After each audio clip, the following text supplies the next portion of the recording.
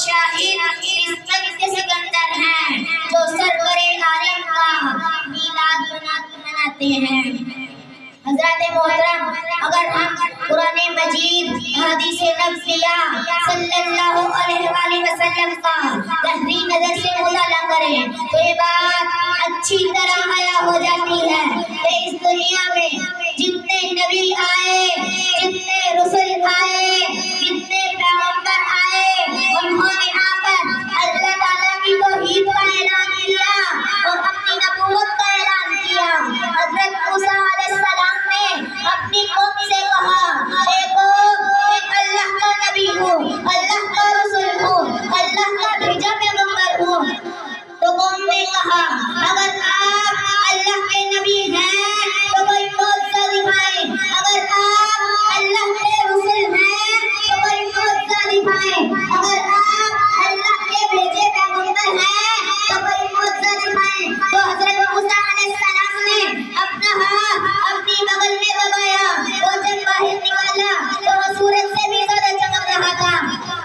حضرت محترم، حضرت عیسیٰ علیہ السلام نے اپنی قوم سے کہا، اے قوم، میں اللہ کا نبی ہوں، اللہ کا رسول ہوں، اللہ کا بھیجا پیغمبر ہوں۔ تو قوم نے پھر یہی سوال کیا، اگر آپ اللہ کے نبی ہیں تو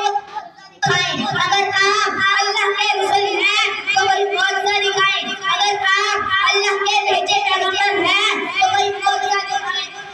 تو حضرت عیسیٰ علیہ السلام نے ایک آندھے کی آنکھوں میں ہاتھ لگایا تو اس کی آنکھوں میں نور آ گیا۔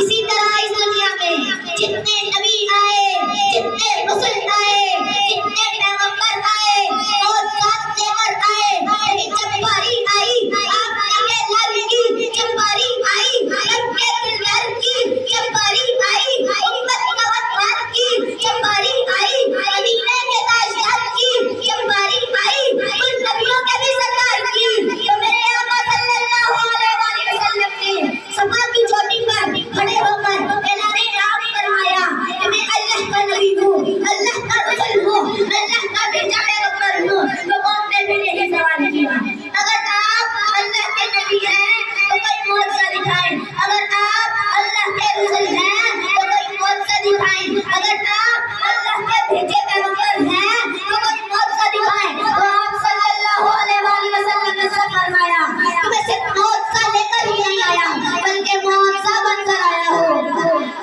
میرے نبی نے جو فرمایا سچ فرمایا، میرے نبی نے جو فرمایا حق فرمایا، میرے نبی کا بچپنا معجزہ، میرے نبی کی جوانی معجزہ، میرے نبی کا حضرت خدیجہ الکبریٰ سے